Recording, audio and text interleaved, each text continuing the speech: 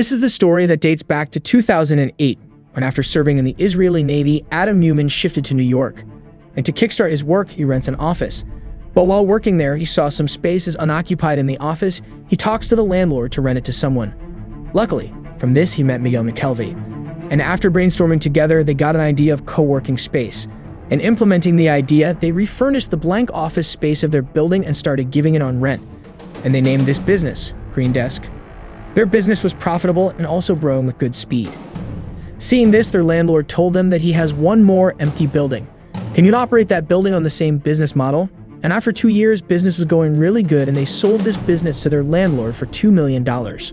Lots of money came to the company, and from that money, they started a new company. And from here, WeWork was started. But within 1 year, WeWork's valuation fell from $47 billion to $8 billion. In this world, this is the only startup whose valuation dropped so much in a very little time. The question is, what really happened with WeWork?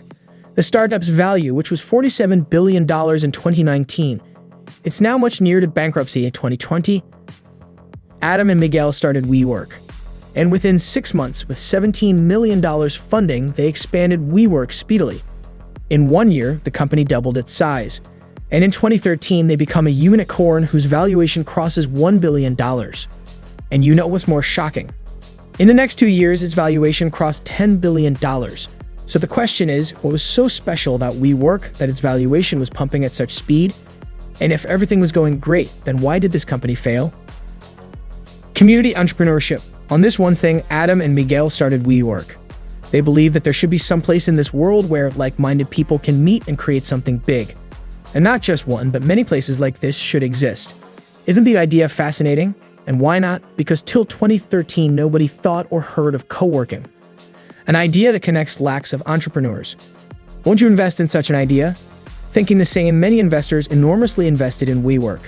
And due to the enormous amount of money, WeWork couldn't think what to do with this money. I know it's not easy to raise funds, then how did WeWork get so much funding easily? So the answer is hidden in WeWork's business categorization. So to understand that, listen this very carefully. In 2022, Amazon's revenue was $502 billion, from which their net profit was only $12 billion. On the other side, Walmart's revenue was $573 billion. And can you guess their profit? $143 billion. Now see the game. In 2022, with $12 billion net profit, Amazon's valuation was $1 trillion. And with $143 billion profit, Walmart's valuation stood at $400 billion. The question is, why is this so? If Walmart is making 10x more profit than Amazon, then why is its valuation not even close to Amazon? The reason is business categorization. Amazon is an e-commerce, but it's a tech company. And on the other side, Walmart is a retail company. Traditional businesses like retail's valuation are calculated based on assets, revenue, and profit.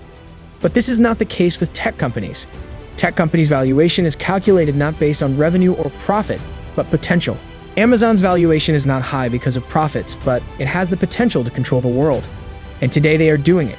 With e-commerce, grocery, and web services, Amazon controls 50% of the internet. Similarly, Adam Newman registered WeWork as a tech company and not a real estate company. And due to this, the company's valuation increased rapidly. But in reality, WeWork is a landlord which takes buildings on lease, divides them into small spaces, and rents them out to different companies and freelancers. However, since it was registered as a tech company, the valuation was calculated based on potential, not revenue or profit. Due to this, investors were attracted to the company, and they invested a lot of money in WeWork. But the business model of WeWork was not sustainable. Why?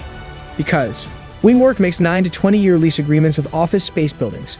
So WeWork needs to pay rent to the building owner for 9 to 20 years, depending on the lease term. After taking the building on lease, WeWork renovates and refurnishes the entire office space. It makes it look so beautiful that you cannot think of anything else. After renovating the office, WeWork divides it into small units and provides them to startups and freelancers. For example, WeWork rented a 1,000 square foot area for $1,000. Now the company divides this into 20 50 by 50 square foot units and rent out each unit for $100. In short, the company rented a 1,000 square foot area for $1,000, then furnished and renovated it and rented it for $100 per unit. But the real problem was that the company was leasing buildings for the long term, like for 9 to 20 years. But the commitments from clients are very short-term, for 1 to 6 months. And if a client leaves after 6 months, the company has to pay the lease amount for the next 9 years. If you will see WeWork's office, then you will find them very beautiful, because there are very nice common areas and very nicely decorated spaces. But do you know what the problem is? In all these common areas, all these decorated areas, they have taken them on rent. They don't earn a single dollar from it. In 2018, WeWork's revenue was $1.9 billion. But do you know what their expenses were? $3.7 billion.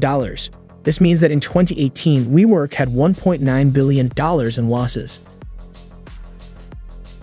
And after looking at the company's financials, investors came to know that the company's CEO, Adam Neumann, had made We a trademark and sold it to the company for $5.9 million. Not only this, Adam Neumann had 5 houses and a private jet, and he was buying all this while WeWork was making $1.9 billion in losses, wherein WeWork also has investments in many unrelated businesses, like Hargel, which was a food tech company that had nothing to do with WeWork. Then they opened Alive, which was a co-living space. And then there is Wegro, a school whose fees are $42,000. And interestingly, before 1 month of the IPO launch, Adam Neumann sold his $700 million in stocks. And due to this, the trust of investors in WeWork was no more.